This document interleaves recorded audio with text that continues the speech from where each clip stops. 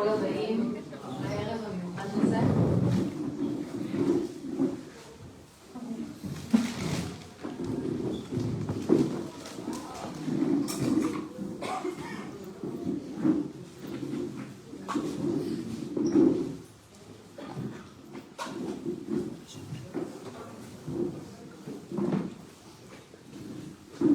שלום למשפחה, לשולמית, להודיה, למעוז, ולא יודעת עוד.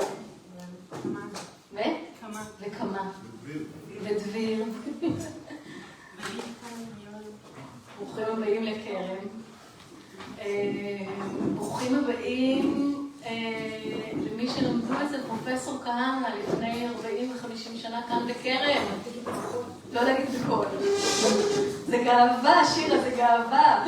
במחזור ראשון אין גאווה יותר גדולה. ממש.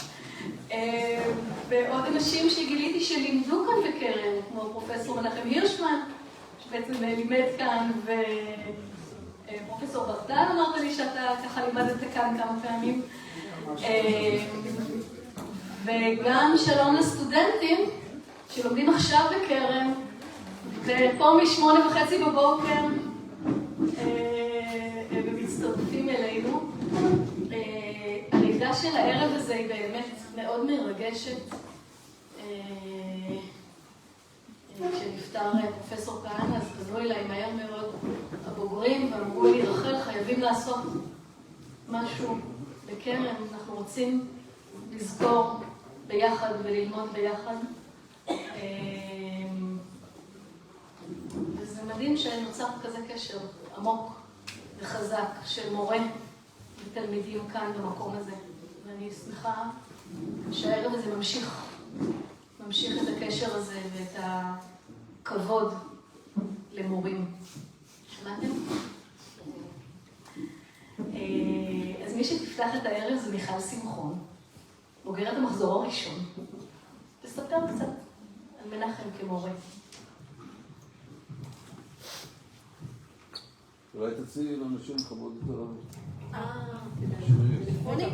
ואנחנו מקליטים את הערב בפייסבוק של קרן, אוקיי? כלומר, אפשר גם עכשיו להיכנס לדף של קרן ולראות את הערב, וגם בחודש הקרוב זה יהיה בדף שלנו, אז אפשר גם להגיד לחברים שלא הצליחו להגיד.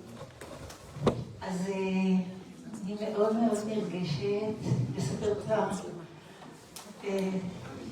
כמה סיפורים על המורה שלנו, מנחם. אז אני אספר שני סיפורים, ואסתי תספר סיפור, ואלה תספר סיפור, ואם יש כאן עוד מישהו שנזכר ורוצה, מאוד נשמח. אז דובי ואני למדנו במחזור הראשון בכרם. היינו 9 בנות ובן אחד, נכון? 11.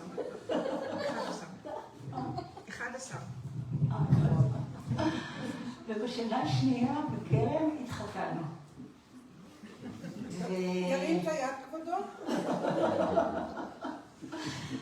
ולא יודעת למה, עשינו חתונה קטנה. תראו לעצמכם שלא הזמנו את מנחם לחתונה. אבל מנחם לא שאל אותנו, ופתאום אנחנו רואים אותו בחתונה. הוא ניגש אלינו ואומר לנו, באתי לטרמפים, וחיכיתי הרבה זמן מהלון שבות עד שהגעתי לכאן. ואני אומר לכם, אפילו מהיה יורד שלג, הייתי בה. ואנחנו גם התביישנו, וגם נורא התרגשנו. הרגשנו שאנחנו חשובים לו, שהוא אוהב אותנו. ואני מספרת את זה עכשיו ממש בהתרגשות גדולה. מה זה נקרא להיות מורה? מה זה נקרא ליצור קשר עמוק עם התלמידים שלך? הם מתחתנים, מזמינים, לא מזמינים, אני באה. והוא הביא מתנה. דובי יראה את המתנה ויקרא את ההקדשה. שמירת שבת כהלכתה הוא הביא. דובי, תקרא לי את השיר. לא, זה בסדר. דובי בואו שיעור. לא לא רואים. בפייסבוק, אתה לא קיים. טוב, הוא הביא את הספר שמירת שבת כהלכתה, שהייתה אז רק הגרסה הלא מצונזרת, הגרסה הראשונה, וכתב הקדשה שבכתב יד שצריך לא רק משקפיים, גם זכוכית מגדלת, בשביל לראות מה שהוא כתב. לדובי ומיכל לניסוייכם, ונזכה כולנו ללמוד וללמד, לשמור ולעשות, שולמית ומנחם כאן.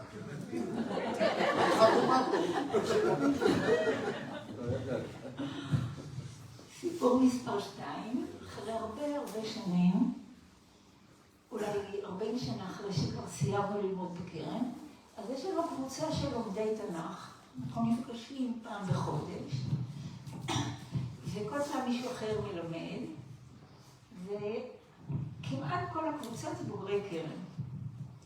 ופעם בשנה, יאיר פז, בן זוג של איילה, שהוא גיאוגרף, לוקח אותנו לטיול. ולקח אותנו לטיול לדניאל, זה היה יום שישי, נווה דניאל, ובצהריים, שמש בחצי שמיים, אנחנו נמצאים במאפייה של נווה דניאל, ואת מי אנחנו פוגשים שם? את מנחם. והוא רואה אותנו, כי הוא לא מבין. הוא כאילו, מה אתם עושים פה? כאילו, יצא לנו מהמחזור הראשון מהכיתה. אז הוא שואל אותנו, מה אתם עושים פה? אז אני אומרת לו, מה זאת אומרת? באנו ללמוד אצלך שיעור. הוצאנו יומן, וקבענו שבוע אחר כך לבוא ללמוד אצלו. ואכן התייצבנו. שלומית כיבדה אותנו, ישבנו בסלון, זוכרת? שלומית כיבדה אותנו בקפה, בעוגיות. וישבנו שם ולמדנו שיעור ממנחם. כאילו, לא עברו השנים האלה. ואני כל הזמן ישבתי, איפה אני נמצאת? אני בקרב, אני נמצאת. וזו הייתה חוויה כל כך מיוחדת, מורה. לא משנה כמה שנים עברו, אנחנו איתו, הוא איתנו.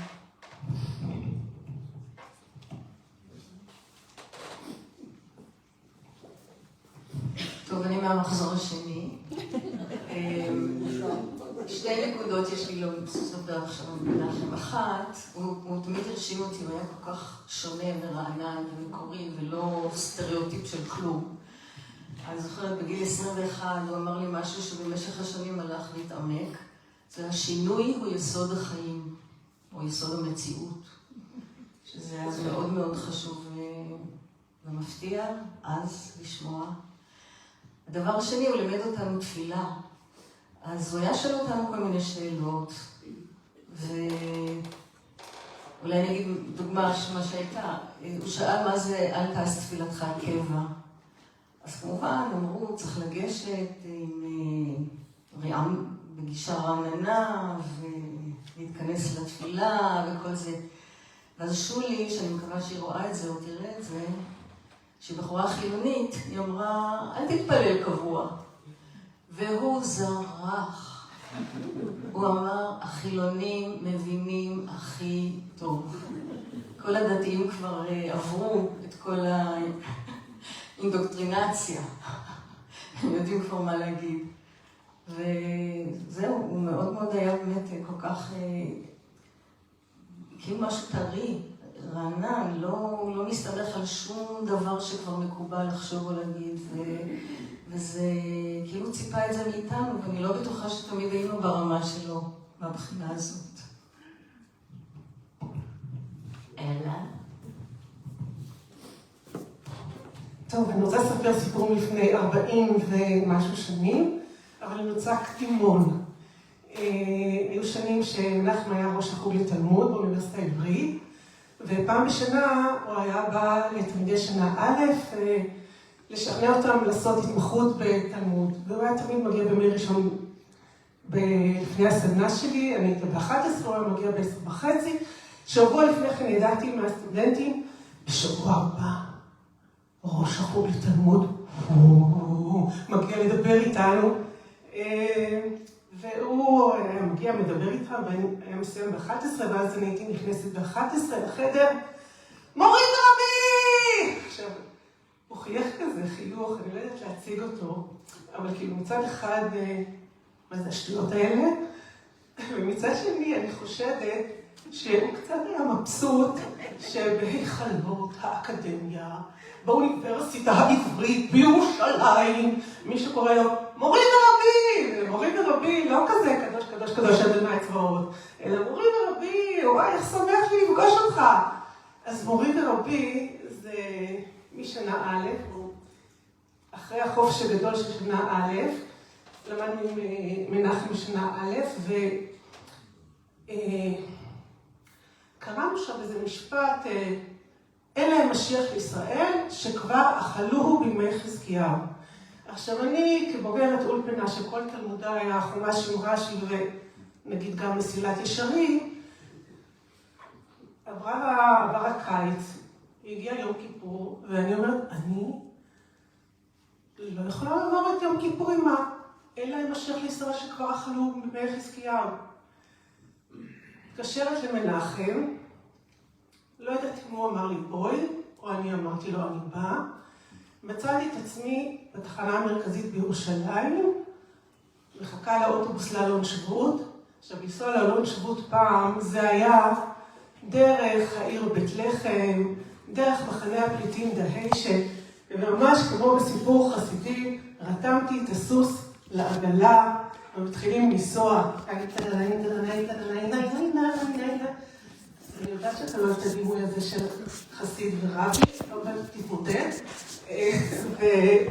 ואוקיי, הגענו לאלון שבות, אוטובוס מגיע, אני מצאת את הבית, טוק בדלת. אוי, מה זה ילדים? בלגן, ערב יום כיפור! ואני מרגישה כמו הלל, כמו החצוף הזה שקורא להלל ערב שבת קודש, מכירים את הסיפור הזה?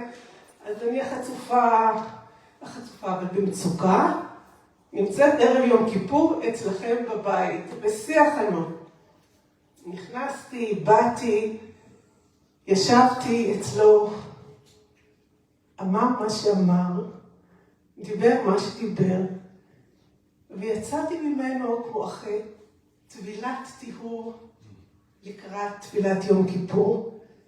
אז על משיח, אני חושבת שעד היום אני לא ממש מבינה מהחיים שלי, אבל על מורה שיודע להיות שמה עבור התלמידה שלו בזמן הנכון ובאופן הנכון, למדתי משהו.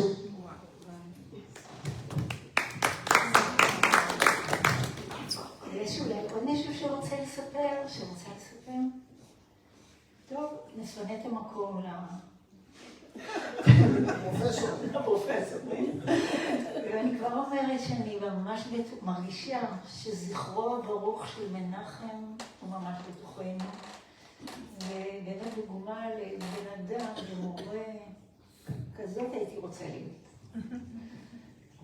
אז תודה על ההזדמנות.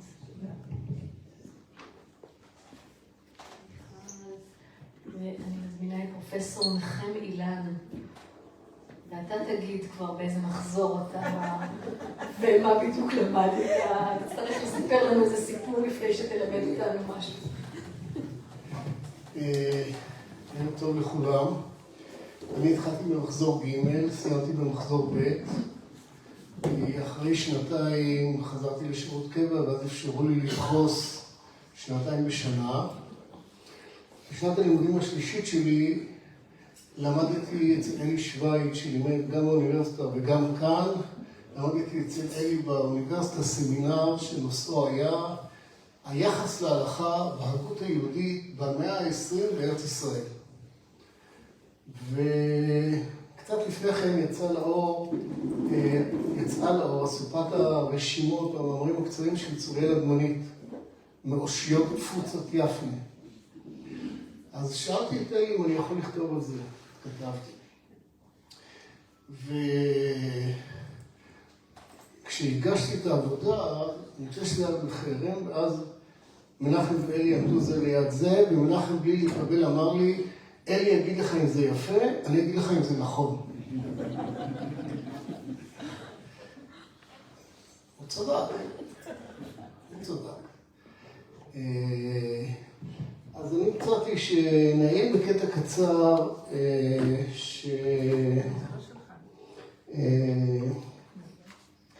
תכף תראו איך זה קשור למנחם, בואו תעביר את זה בבקשה ביניכם. בזמן שמנחם מחלק, מנחם לישמן, אז אני אומר כמה מילות רקע. אנחנו נקרא קטע קצר מתוך חיבור שנקרא מדרש שמואל.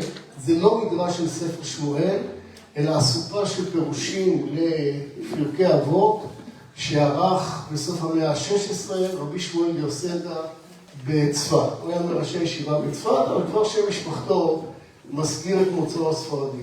והספר הזה הוא ספר נהדר, יש בו מבחר מעשרות פירושים לאבות, ואנחנו נקרא קטע קצר, חלק מתוך הפירוש למשנה בפרק החמישי, שמדברת על מחלוקת לשם שמיים. כן?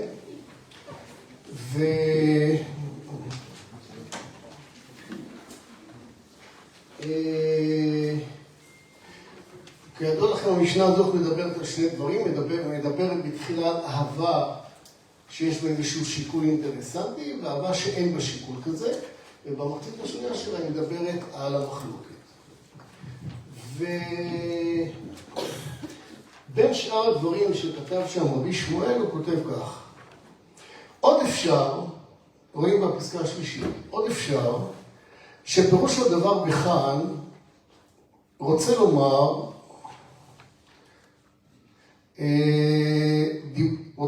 דיבור, וירצה שהאהבה, זאת אומרת כוונתו, שהאהבה שהתלויה בדיבור האוהבים, כי אינה שקועה בלב ונפש. נניח רגע לדברים האלה שעוסקים באהבה, ונדלג הישר אל ההמשך בשורה השמינית. השורה מתחיל במילים מינה בטלה לעולם, ונניח לזה, נדבר רק על העניין של המחלוקת. עוד כתב, מי כתב? כתב לב אבות שמופיע בפסקה הקודמת. לב אבות זה רבי שלמה לבית הלוי, מגדולי חכמי סלוניקי במחצית הראשונה של המאה ה-16. זאת אומרת, מה שאנחנו רואים פה, אנחנו בעצם רואים פה הערת שוליים, הערה ביבליוגרפית, שרבי שמואל יוסדה כותב לנו על מי הוא נסמך. הוא יושב בצפת, אבל בירת התורה של העולם היהודי במזרח היא סלוניקי באותם ימים, והוא מצטט מאחד מגדולי סלוניקי, ובעצם הוא לא מביא פה את דבריו, אלא מביא משהו שמצא חן בעיניו, והוא משתף אותנו פה. עוד כתב קרוב למה שהורגלו מפרשים לפרש בכאן, בחדשי עליהם חידוש נכון. ויש פה אדם עם הערכה עצמית ניכרת. הוא אומר, אני יודע שאני הולך לחדש, אבל גם יודע שלחידוש הזה יש בסיס. אומר, כי ידוע שהוויכוח מן הצדדים ההפקיות, היום היינו אומרים הצדדים ההפקיים או הצדדים המנוגדים, בעיון וכוויכוח מן הצדדים ההפקיות, בעיון ולימוד, הוא סיבת יציאת הדבר לאור, והיוודע האמת, והתבררו בזולת שום ספק. זאת אומרת, שמה שיכול להתאפס לפעמים כאיום, איזשהו ויכוח שלא מקבלים סמכות, זה בעצם לא רק תנאי מקדים, אלא תנאי חיוני למה שהוא קורא כאן, יציאת הדבר לאור, והיוודע האמת, והתברר בזולת שום ספק. זאת אומרת, כדי להשיג ודאות, כדי להגיע למה שהוא חושב שזאת האמת, להסיר כל ספק מזה, שידיעה ודאית שמקנה שקט נפשי, זה רק באמצעות ויכוח. והוא ממשיך ואומר, והחוקרת, ולכן הספקות וההערות והקושיות הן מבוא גדול להשגת המבוקש. מבוא גדול, זאת אומרת, תנאי מקדים הכרחי, גדול לא מבחינת הנפח, אלא מבחינת החשיבות שלו. בלי הדבר הזה, זאת אומרת, בלי ספקות, בלי הערות, הערות לא במובן שלנו היום, אלא הערות שאלות, קושיות, בלי הדברים הללו אין סיכוי להגיע לחשיפת האמת. וכעת הוא מוסיף משפט מעניין מאוד פעמיים, והחוקר עצמו אמר שהספקות עשו את האנשים חכמים. מי הוא החוקר לדעתכם? מי החוקר? מי? לא, רבי אליהו בחור. לא. אבל הוא אומר את זה גם כן. 100%. אבל ישראל, תצא ממדעי היהדות קצת, תסתכל על העולם. החוקר זה אריסטו. עכשיו תחשבו על המעמד הזה. הרי רבי שמואל, או עוד קודם, רבי שלמה לבית הלוי, לא רוצה לראות לעצמו ברגל. אז כשהוא מצטט את אריסטו ואומר שהוא מתכוון אליו, זה נועד לעשות רושם טוב על הקהל שלו. באמת שהדבר הזה לא מפתיע, מפני שאנחנו מכירים מכל מיני טקסטים מימי הביניים, שהיו טקסטים פופולריים של אמרות שפר שיוחסו לכל מיני מלומדים יוונים. מבחר הפנינים זו דוגמה של זה, אבל לא דוגמה יחידה. אז הוא מצטט פה את אריסטו, ועכשיו תחשבו על המשפט עצמו. הספקות עשו את אנשים חכמים. ולא מה? השאלות, לא התשובות. תשובות סוגרות, שאלות פותחות, שאלות מניעות אותנו קדימה. ספק הוא לא מצב משברי. ספק הוא תנאי להתפתחות, להתקדמות. והוא ממשיך ואומר כך,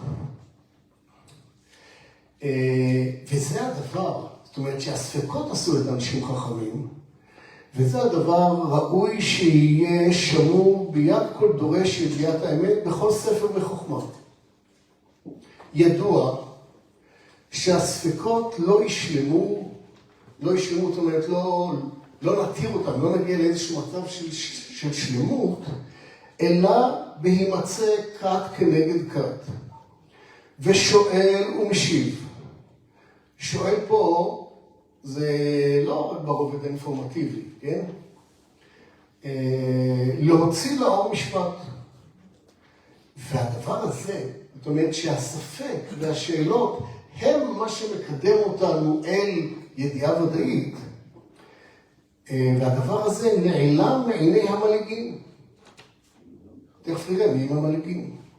על מה שאמרו חז"ל, שאם היו כל הסנהדרין דנים מיתה לאיש אחד, לא היה מומת. ואם היו מועטים נזקים ורובם מחייבים, היה מומת. שאם היות גזירת הכתוב מחייבת, כן, וכמו שתרשו בגמרא, הטעם אשר שמעתי בזה בשם הרמב"ם, זה לא נכון מאוד. והוא עצמו מה שכתבתי, להודיע ולהשמיע. כי כשאין כת מנגדת על פי קושיות וטענות בחקירה מן החקירות, אי אפשר שיצא הדבר לאור, ואפשר שכולם יטעו בטעות. קרוב לטעם שזכרו, למה הביא רבנו הקדוש סברת היחיד, זה סברת הרבים, אם ידעו שאינה אחת לאותו יחיד לגביהם. מה הוא בעצם טוען כאן? הוא אומר דבר כזה, יש הלכה בדיני נפשות, שאם יש הסכמה פה אחד של בית הדין, שהאדם הזה חייב מיתה, לא מוציאים את פסק הדין לפועל. רק במצב שבו יש מיעוט שסובר אחרת, רק אז מבצעים את זה. ואז המלעיגים, שזה כנראה בעיקר מומרים נוצרים, שניגחו את חכמי ישראל במשך מאות שנים במסגרת ביקורת על התלמוד. אני אומר כך, עד המאה ה-12 הוויכוחים עם הנוצרים היו על המקרא. איך להבין את המקרא? עבד השם למשל, דברים כאלה, פסוק ידוע בתהילים, אדוני אמר, בני אתה, אני היום ידידיתיך, הנה ראיה מפורשת של אלוהים יש בן. לכאורה. אבל מן המאה ה-12 ואילך, הוויכוחים נסובו על התורה שבעל פה, על התלמוד ועל המדרשים, ושם באמת יש הרבה טקסטים מביכים ומאתגרים. וראשיהם המתפלמסים הרבה פעמים היו מומרים, זאת אומרת, אנשים שמכירים היטב את התורה שבעל פה. אז על מה להגו? אמרו, תראו איזה דפוקים אלה. כשיש הסכמה שכולם לא מבצעים את גזר הדין, כשיש פחות אנשים שתומכים בגזר הדין, דווקא אז מבצעים את זה. ואומר כאן, רבי שמואל ביוסדה, בשמו של רבי שלמה לבית הלוי, הם לא מבינים את העניין. מדוע? מפני שכשיש הסכמה פה אחד, יש חשש גדול של חשיבת עדר. זה שכולם מסכימים זה לא לשבחם. קונספציה. סליחה? קונספציה. כן, אבל זה מעבר לקונספציה. זו חשיבת עדר. זה נורא מסוכן. ככה לא מתבררים דברים. הרעיון הזה של הספקות עשו את האנשים חכמים, אני חושב שהיה רעיון לא מוצהר, אבל רעיון בפועל בכל העבודה של מנחם איתנו.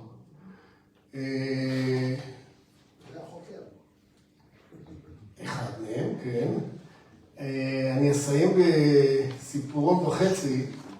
אני למדתי אצלו קורס על מועדים, וזה תמיד התחיל באיזשהו יחידת למידה שאנחנו היינו מובילים, ואחר כך מנחם היה נכנס לתמונה, ולמישהו מאיתנו אמר, עשית את מירב השגיאות במינימום זמן. נכון, היו דברים כאלה. ומנחם היה מדריך שלי בגשר לפני שהגעתי לקרן. ואחרי החלק שלי, הוא אמר לי, כשאמרתי, אוקיי, עד כאן, אמר לי, מה עד כאן? עד עכשיו הייתה פעולה, עכשיו תתחיל את השיעור. והוא צדק בזה. ואתם רואים שזה מלווה אותי הרבה מאוד שנים. אז גם כמו שכתבתי לשולמית והילדים בשבעה, בכל מיני צמתים בחיי, ניצבים משפטים ששמעתי ממנחם, או מחוות שראיתי שהוא עושה, ואלה תמרורים שמלווים אותי ועושים אותי אדם יותר טוב. תודה רבה.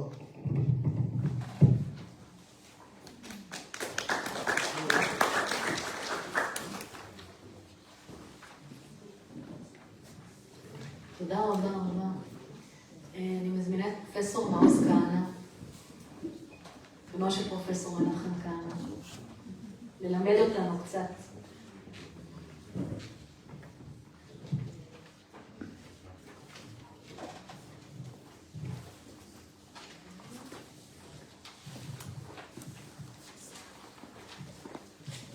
טוב, ערב טוב, שלום.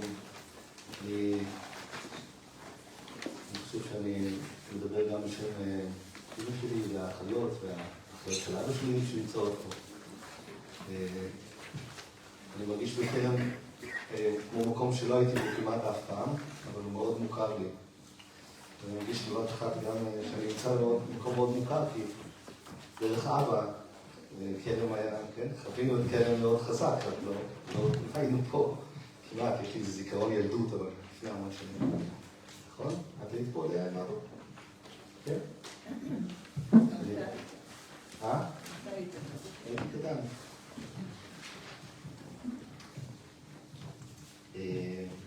זהו, וגם זה מקסים לשמוע פה את הסיפורים, באמת גם הסיפורים האחרונים של מנחם, כי איך ככה מאחורי, כן יש משהו, סיפורים על אבא, הם תמיד הסיפורים על אבא, הם נשמעים, יש להם קו וקר כזה, באמת השילוב הזה של היכולת לשמוע מאחורי העוקצנות שלו והחריפות, לשמוע את אהבת האדם.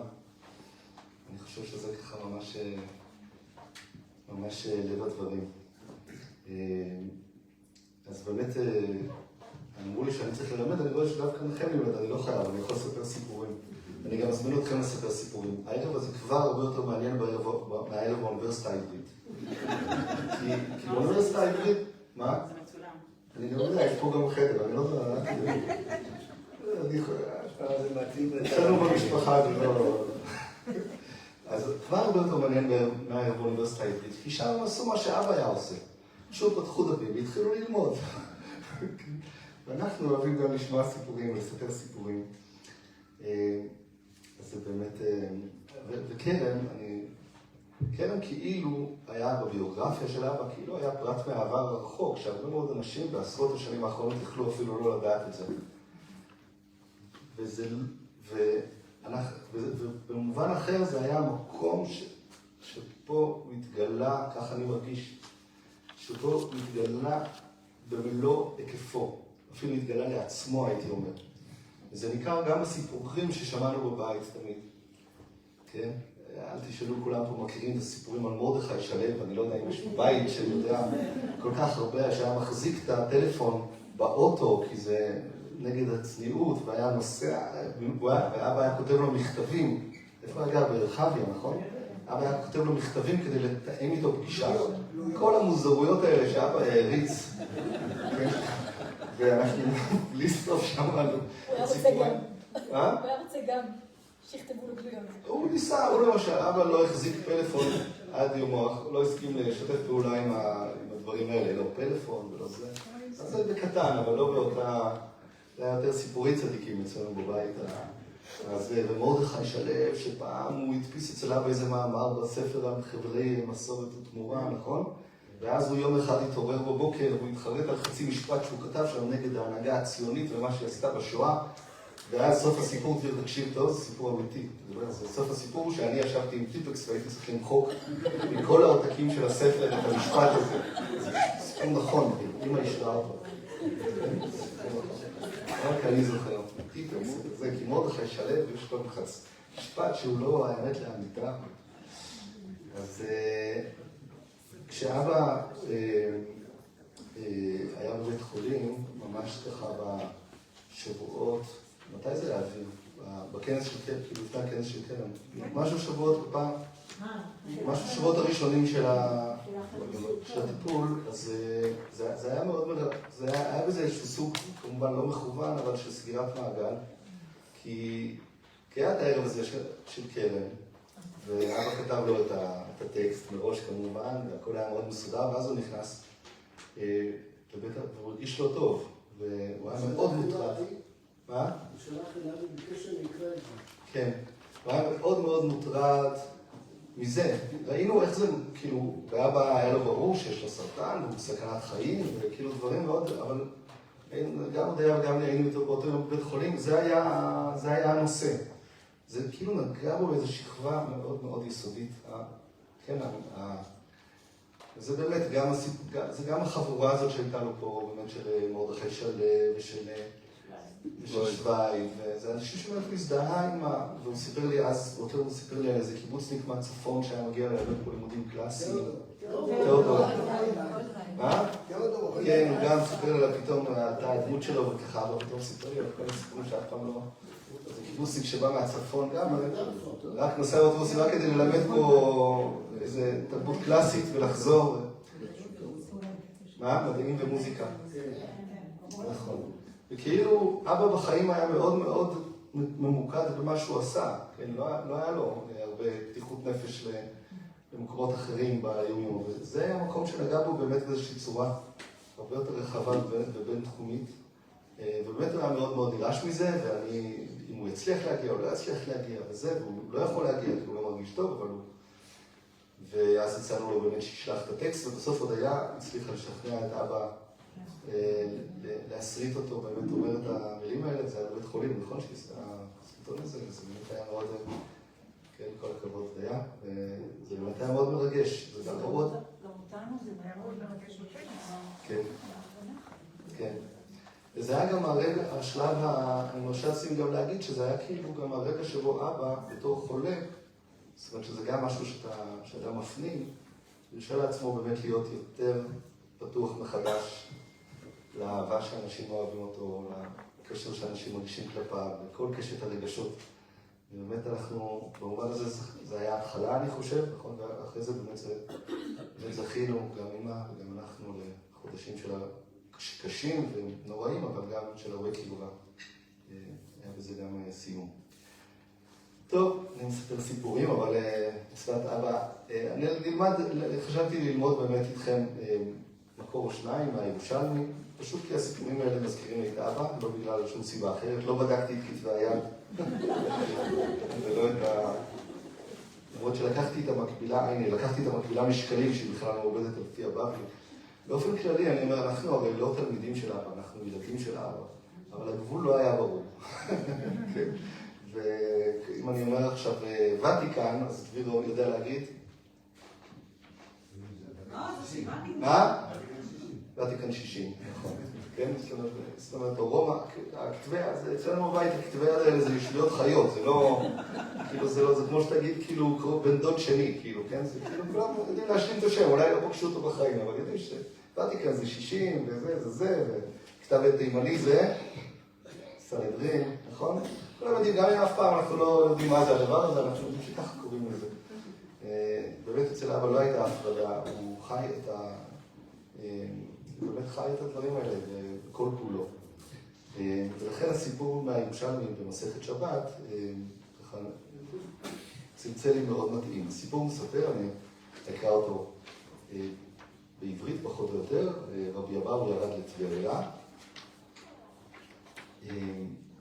ראו אותו תלמידיו של רבי יוחנן ופניו מאירות.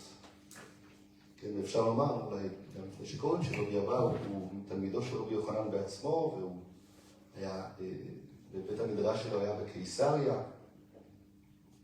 כן, טבריה היא בעצמה עיר שנקראת על שם, כן, עיר מאוחרת, ועל שם הקיסר, אבל בקיסריה הייתה מקום כן, הייתה קיסריה, הבישופות של קיסריה, הבישופות הנוצרית של קיסריה, הייתה יותר חשובה מזאת של ירושלים. זאת אומרת, זה היה מרכז שלטוני חשוב, ורבי אבאו הרבה פעמים מתועד, שהוא מתווכח עם מינים, זאת אומרת, זה הוא חי בסביבה יותר בינלאומית, מקיסריה הוא יורד לטבריה. זה ככה בתור אולי רקע. אז שוב, רבי אבאו יורד לטבריה, ראו אותו תלמידיו של רבי יוחנן, ופניו מאירות. אמרו לפני רבי יוחנן, מצא רבי אבאו אוצר, או מרגלית, יכול בעצם. מה אוצר? מצא רבי אבאו אוצר. זאת אומרת, רואים מישהו ככה, רואים, כן, מגיע מישהו מרחוק, הפנים שלו. קורנות. מה? קורנות, כן, הפנים שלו קורנות, אז אומרים, מה יכול להיות, נכון? זכה בלוטו, או, כן, מצא אוצר. באמת מתואר פה נכון איזו התפעמות כזאת, שמרגישים אותה מיד מסביב. אמר להם למה, שואל אותם רבי יוחנן למה, אמרו לו, כי פניו מאירות. אמר להם, אולי תורה חדשה שמע. כן, אולי זה מה שהוא שמע, אולי רבי יוחנן שהוא כאילו החכם שיושב בית המדרש, הוא ככה, נכון, מטיל ספק בסיבה, נכון, רק כל הסיפור הוא על אדם אחד עם פנים מאירות, הוא אומר, אולי זה לא אוצר, אולי זה לא אוצר גשמי, אולי הוא שמע תורה חדשה, תורה חדשה יכולה לגרום לאדם שפניו יהיו מאירות. עלה אצלו, לא ברור מי אצל מי, נכון, אבל, כן, ואמר לו, רבי יוחנן, אומר לרבי אבאו, מהי התורה החדשה ששמעת? זאת אומרת, הוא כבר לא שמע, הוא כבר, נכון, הוא כבר, כאילו מראים לו, ככה, נכון, כמו שאתה שואל, חוקר, מה יתחדש לך, נכון? תמיד תקבל, אם, כן, תבדוק שיש לך שעה לפני זה, כן, יש לך שאלות כאלה, כן, תמיד תקבל תשובה שהיא לא פחות אז הוא אומר, מה תורה חדשה שמעת? ברור לו שהוא שמע איזה תורה חדשה. אמר לו, תוספתא עתיקה, תוספתא עתיקה. יש בזה, גם יש פה בעצם, נכון, איזה ריבוי נקודות מבט בין כל המשתתפים, גם התלמידים שחושבים על האוצר, נכון, מסמנים איזה נקודת מבט יותר חיצונית, או נכון, כמו מקהלה כזה, וגם את רבי יוחנן שחושב על תורה חדשה, נכון, כי זה מה שמשמח, שמשהו חדש. וגם זה עומד באיזושהי מתיחות מול מה שעולה רבי אבאו, נכון, שאומר לו זה תוספתא עתיקה. זה דווקא פשוט מצאתי, טבריה זה בכלל היה מקום שמצאו בו דברים, כי את העיר בנו על גבי הערים התנ"כיות, העתיקות האלה, רקת וחמת, כן, שמעון בר יוחאי מתאר את הקברים, יש שם הרבה התעסקות, עד היום טבריה נראית כמו עיר שלא גמרו לבנות אותה, או להרוס את החלקים הקודמים, נכון, וזה קצת קרוב, אני חושב. בכל אופן, הוא אומר לו, תוספתא עתיקה, וקרא עליו חוכמת אדם תאיר פניו. ורבי יוחנן עכשיו, נכון, מפנים ואומר, חוכמת אדם תאיר פניו, שזה גם לא בדיוק מה שהוא אמר, נכון? הוא אומר לו, לא התוספתא, לא התורה החדשה האירה את פניו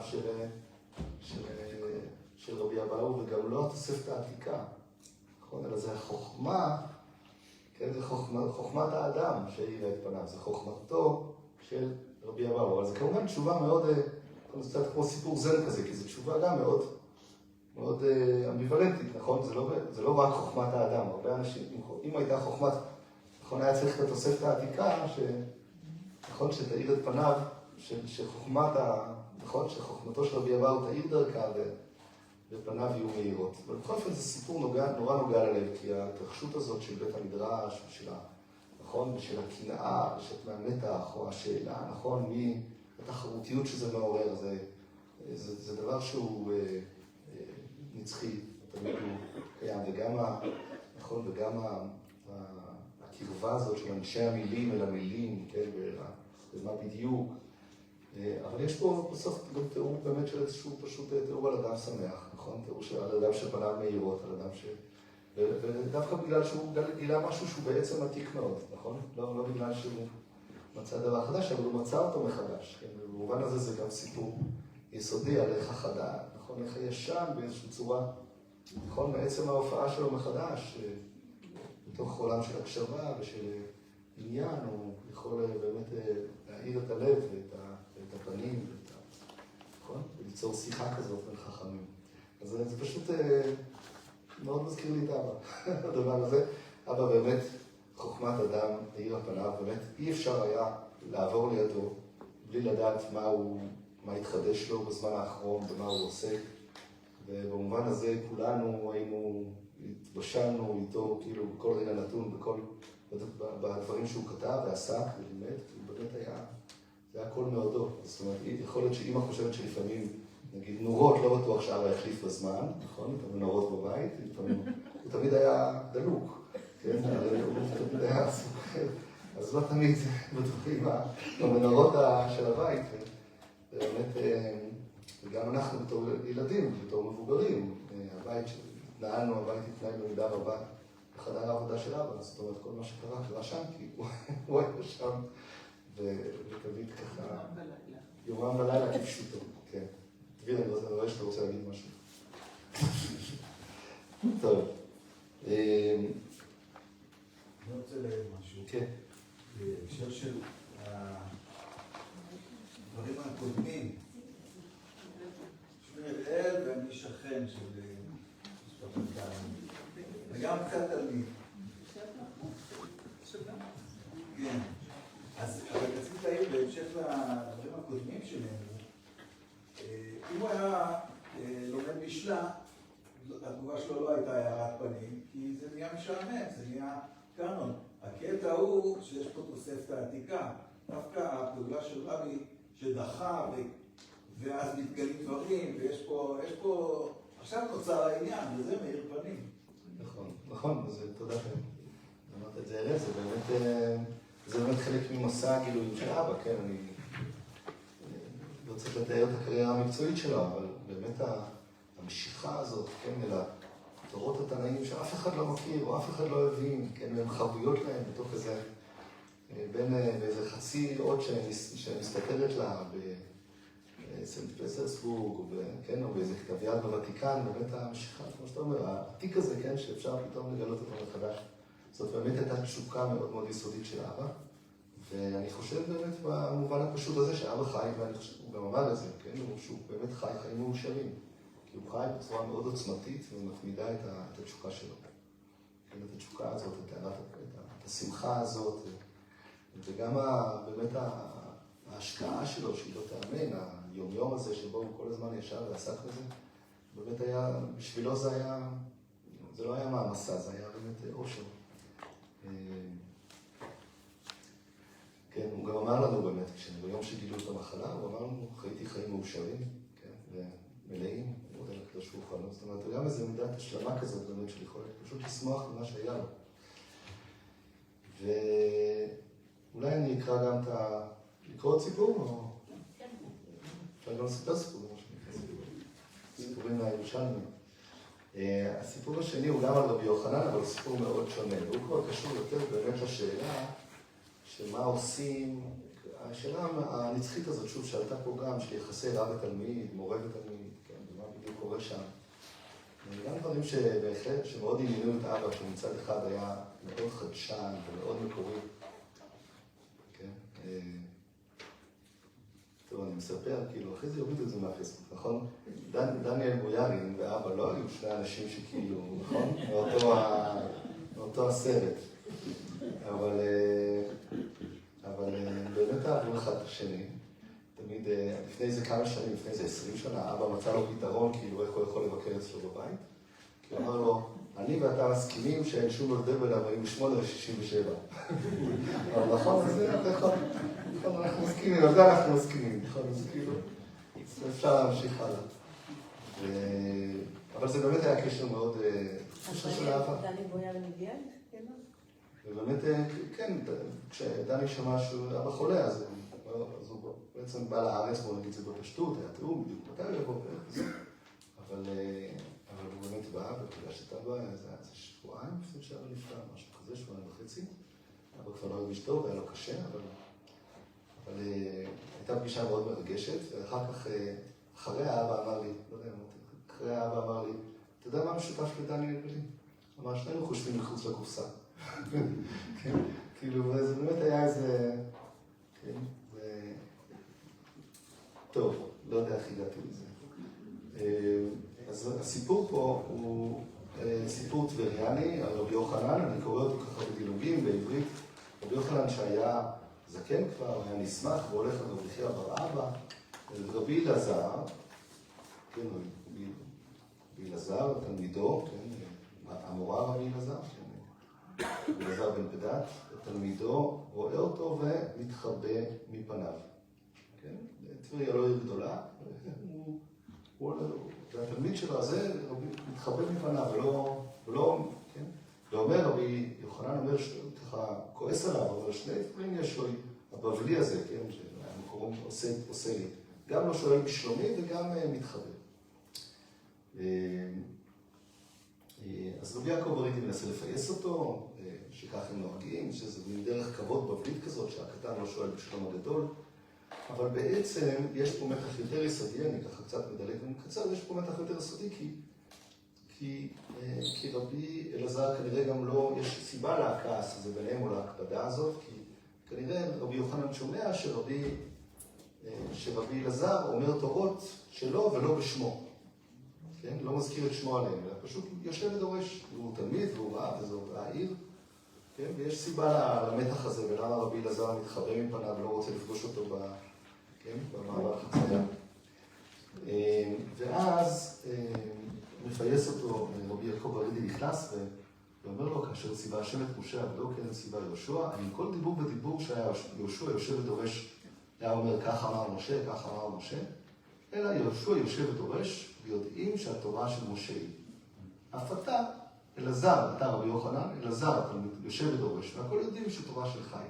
כן, רבי יעקב ברידי מציע לו מחשבה מחודשת על כל הסיטואציה, כן, ועל הדבר המעצבן הזה, שהתלמיד שלו לא אומר דברים בשמו. הוא אומר, זה כמו יהושע. כל דבר צריך להגיד, כן, הוא אמר, כולם יודעים, כאילו, הוא מורה, תלמיד שמפנים באמת את המורה, הוא גם משוחרר ממנו באיזשהו אופן. כן, הוא לא צריך להמשיך ולצטט אותו כל הזמן. והמורה נמצא בתוכו, נכון? ואז יודעים שזה קשור, שזה בא משם. התלמוד ממשיך לשאול מה הייתה נקודת המבט של רבי יוחנן, למה הוא רצה שזה יהיה? הוא רצה שאמרו שמועה משמו. ועומדים פה את הפסוק בתהילים של דוד, ביקש רחמים על זה, אמרו רבה הולכה עולמים, ויש פה טעות, כן? עולמים, מחסד סתת כנפיך סלע. וכיעלתה על דעתו של דוד שיהיה חי וקיים לעולמים. ולכך אמר דוד לפני הקדוש ברוך הוא, ריבונו של עולם, אזכה שיהיו דבריי נאמנים בבתי כנסיות ובתי מדרשות. כאילו יש פה באמת שתי נקודות מבט, כן? רבי יוחנן מאמין האומר דבר בשם אומרו. כשמישהו אומר בשם, אז הוא ממש מביא את החיים שלו, ממשיך את החיים שלו. אלה החיים העולמיים של האדם. לא הדברים שהוא עשה, או הדברים שהוא צבר, אלא הדברים שממשיכים, כן? דברים ממשיכים להיאמר בעולם, לשמו. ורבי אלעזר, לעומת זה נכון, הגמרא מציעה פה גם נקודת מבט אחרת, ואומרת שדווקא התלמיד שלא מזכיר את המורה, דווקא התלמיד שהמורה מופנם בתוכו, מרגיש משוחרר מלהזכיר אותו על כל צעד. אני חושב שאצל אבא היה גם זה וגם זה.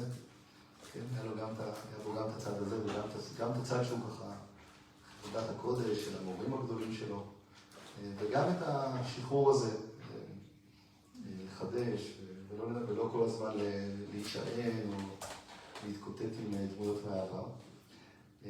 וגם כששאלתי את אבא, מה לכתוב על המצבה שלו, אז הוא אמר לי לא לכתוב שום דבר.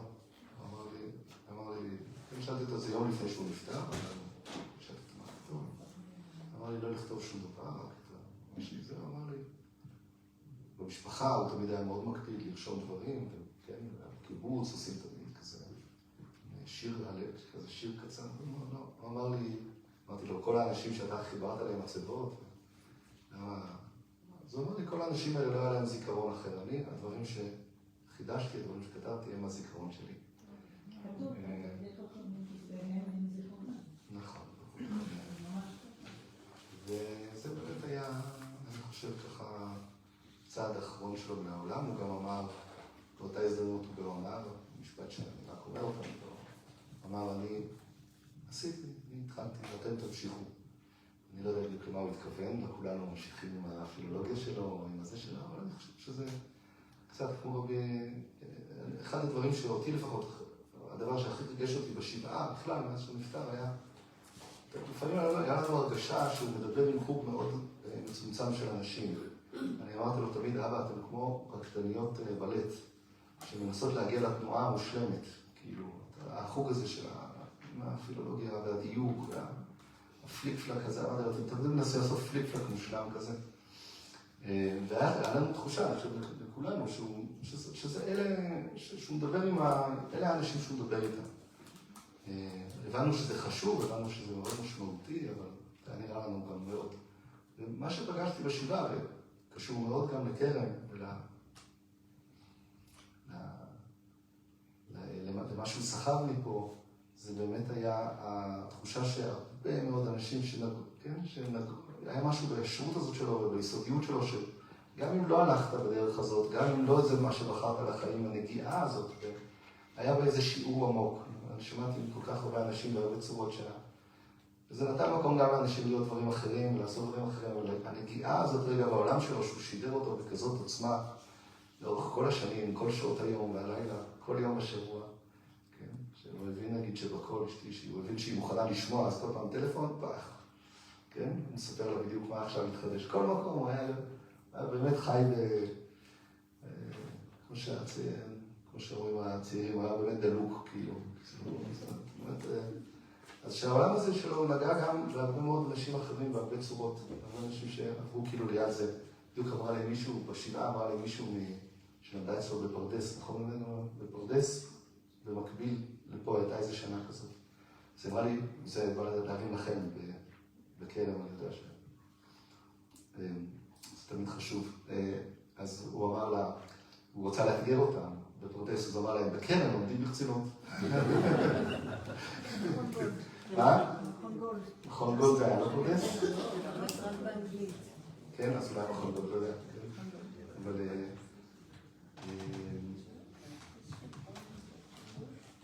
כן. זהו, אני מקווה שדבריו יהיו זיכרונו, שבאמת כל אחד מאיתנו מה שזכינו לפגוש ולראות ולהרגיש ולהבין תוך זה על העולם ועל דברי חכמים, ילווה אותנו. תודה.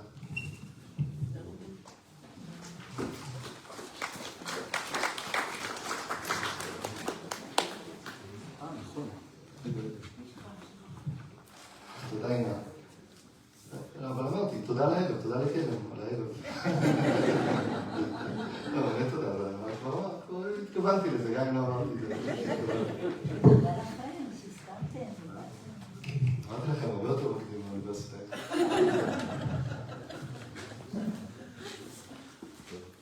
זה הקימו את כרם, שם מקום יותר מגניב באוניברסיטה. יש לנו עוד כמה דקות, אולי מישהו נוסף שלא תכנן, אבל השיחה עכשיו העלתה לו סיפור או משהו להגיד, בואי שירה.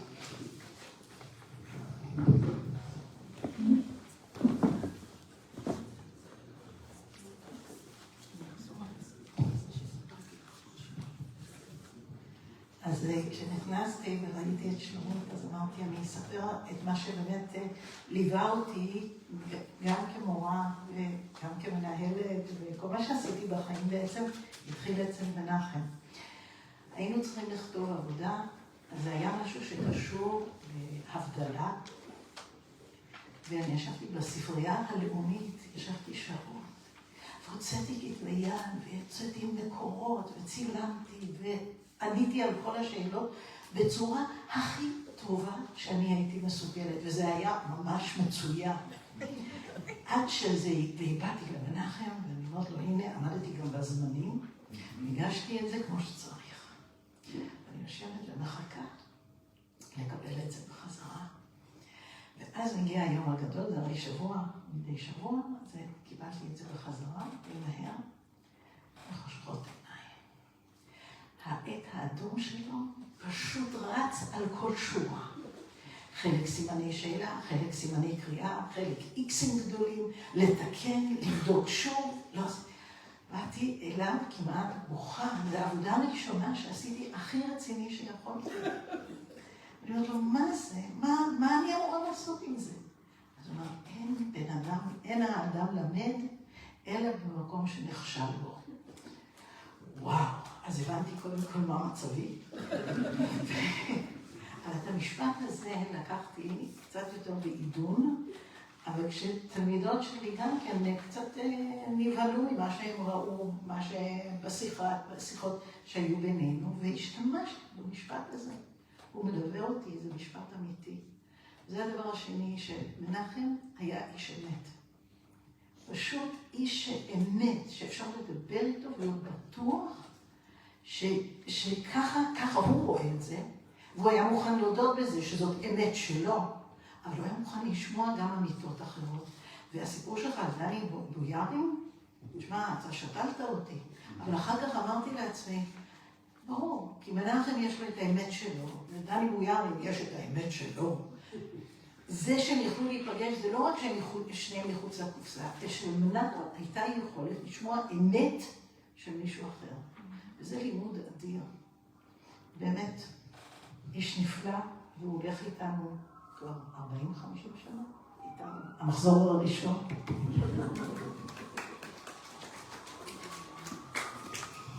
פרופסור נחם ירשם. לא אוניברסיטה העברית. אני חייב לדבר בגלל שמנחם הכניס אותי לכרם אחריו. מנחם הכניס אותי למכון הרטמן אחריו. אני רוצה גם להזכיר את דוד הרטמן. עוד דמות שרחוק מעולמו של מנחם. הם היו חברותא. ואגב, יכול להיות שדרכו זה בויארן, הם התחילו בויארן והוא התחילו בלימוד מחילתא ביחד. לפני שבויארן היה בויארן המוכר כל כך. אז אני חושב שהיה מנחם משיכה לאנשי מחשבה, זה אבי שוואי, זה הרטמן.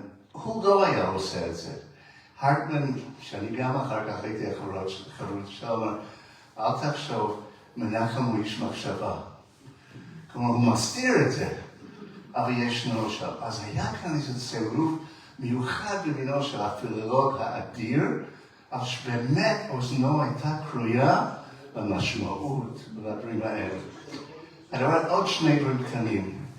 הוא בא לבקר אותנו כדרכו, הנסיעות שלו לחרוש את הספריות, למצוא עוד שבב של ספרות תנאית, הם שם דבר, מבלנינגרד, פגש אותנו בקיימברידג', אנחנו היינו בפוסט-דוק בקיימברידג' של אנגליה, והוא בא לחרוש את הגניזה. אז הוא התאכסן, הוא ביקר אצלנו, היה במסיבת יום העצמאות שלנו. דבר ראשון, כשהוא בא לבקר אותו ביום הראשון, לא היה מרוצה מאיך שהדשא נראה. לקח את המקסחה שלנו, יש לי תמונה מאוד יפה של זה, וחיפשתי הערב ולא מצאתי, והתחיל לכסח. וכסח הוא ידע. ודבר שני לאחרון, הזכרתם את זה, ואני רק, אני חושב זה לא עניין של להט, אבל האמונה בדרכו של תלמוד תורה. זאת אומרת, הוא היה אקדמי עד הסוף, אבל הוא האמין בזה כמצוות תלמוד תורה אמיתית, ולא מה שאומרים. וזה אולי נתן לו את הלהט הפנימי שהיה כבוש. כלומר, ראית את זה בפנים ובעבודה, הוא חרש.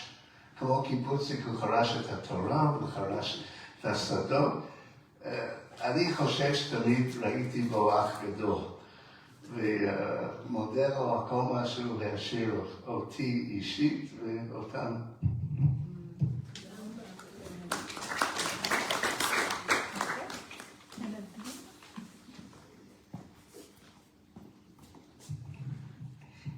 כשנכנסנו לערב,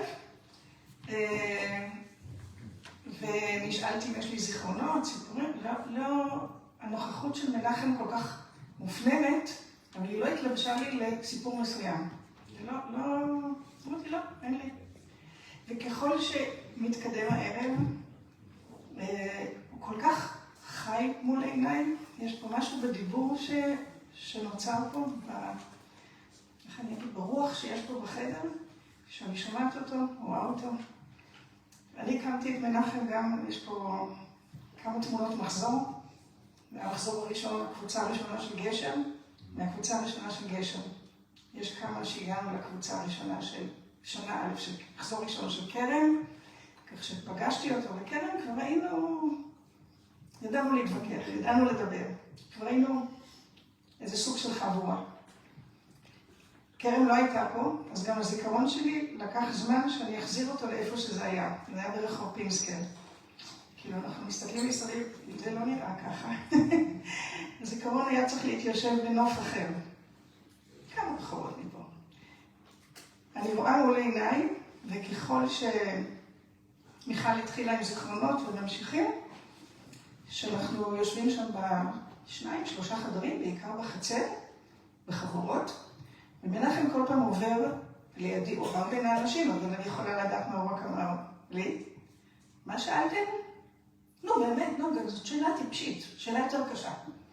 עובר עוד פעם. איזה שאלה? לא, שאלה קשה יותר. שוב, מה השאלה? נו, יש תשובה, זה לא שאלה. כאילו, לא להניח, ברגע שהייתה זו תשובה, לא. תשברו את הראש, תפרקו, עד שתגיעו לשאלה שאין עליה תשובה. עוברים החודשים, וזה כבר הפך להיות סוג של בדיחות כאן, ושיתפתי אותו במשהו שמאוד הטריד אותי, שאני לא זוכרת מה הוא התאמצתי, אבל בטח זה יקפוץ לאיזה שנת לילה, שאמר מרדכי שלו. ולא הרגשתי שאני לא מבינה. הוא אומר, ומה את עושה עם זה? לא, אני לא מבינה. אז מה את עושה עם זה? לא, מנחם, אני לא מבינה. למה את עכשיו פה בלימודים ולא הולכת אליו הביתה? אמרתי לו, מה אתה רוצה? קומי ולכי אליו הביתה. ותגידי לו שאת לא מבינה. לא הלכתי למרדכי הביתה. עובר עוד שבוע, לא תיכנסי לשוק, לא תלכי אליו הביתה. והלכתי בסוף למרדכי הביתה. הרבה פעמים היינו חבורה שזכינו, ברוך השם, להיות אצלו בבית, להיות אצל אלי שוואי בבית. ואז מנחם אמר לי פעם, בשביל שאני אהיה מורה טוב, אני צריך שהתלמידים יפרקו לי, הוא לא אמר תפרקו לי את הצורה, כי זה לא היה הסלנג של פעם. אני חושבת שזה היה תפרקו לי את השאלה, תפרקו לי את המחשבה. את ואתם בקרן תעשו את המורים שלכם להכי טובים בארץ. וכשתעשו אותנו להכי טובים שיש, אתם תהיו המורים הכי טובים שיש. האחריות שלכם זה לשאול אותנו שאלות. כל מורה בקרן שילמד משהו, תוסי אליו הביתה. תוסו אליו הביתה. תשאלו אותו שאלות שהוא לא ידע לענות. והתפקיד שלי, לשאול אתכם שאלות שלא תדעו לענות. ואני חושבת, הערב זה כל כך התעורר בי, כי הרגשתי שאני ממש, יש ערוץ אחד שאני מרוכזת ומקשיבה, ויש ערוץ אחר, שאני מנסה לחשוב, מה היו השאלות? אני לא יודעת, אבל מה שנשאר לי מהשאלות, זה לא לוותר, לעשות את המורה שלך למורה. לא לוותר, כשהוא יהיה למורה, אתה תהיה לתלמיד. ואני ממש מודה על הערב הזה, שכל כך הצליח להחזיר לי לא רק את מנחם, אלא את תורתו. ואין מקום ראוי לתורה הזאת מאשר קרן, שזה גם מאוד מרגש, שאנחנו יושבים פה במחזור הראשון של קרן, וזוכים לעשות את זה. ומאוד עצוב שמנחם לא איתנו, ומאוד מרגש שרוחו כל כך איתנו וכל כך חיה ונוכחת. ותודה רבה, רחל, תודה לקרן שעשה את זה.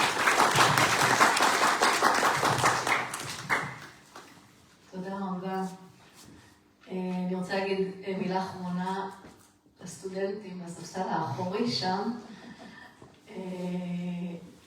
גם אני לא למדתי אצל פרופסור כהנא, אני שומעת איתכם את הסיפורים. אני חושבת שאני פוגשת ככה שני סוגים מרכזיים של סטודנטים להוראה, או בכלל מורים. יש את מי שמגיע עם התשוקה ללמד את תחום הדעת שלו, תשוקה לספרות, לאמנות, להיסטוריה. ויש מי שמגיע והוא אומר, כן, למדתי איזה תואר פעם, משהו, לא זוכר, אבל אני רוצה, יש תשוקה לילדים, לעבוד איתם, להיות איתם. אני חושבת שפגשנו פה אולי דמות של מורה, שהוא כל כולו נטוע בתוך עולם התוכן, עולם הדעת, עולם הידע, התורה שלו. זה הדבר, זה הדבר. ותראו כמה זה נוגע. תראו כמה הדבר הזה הוא נוגע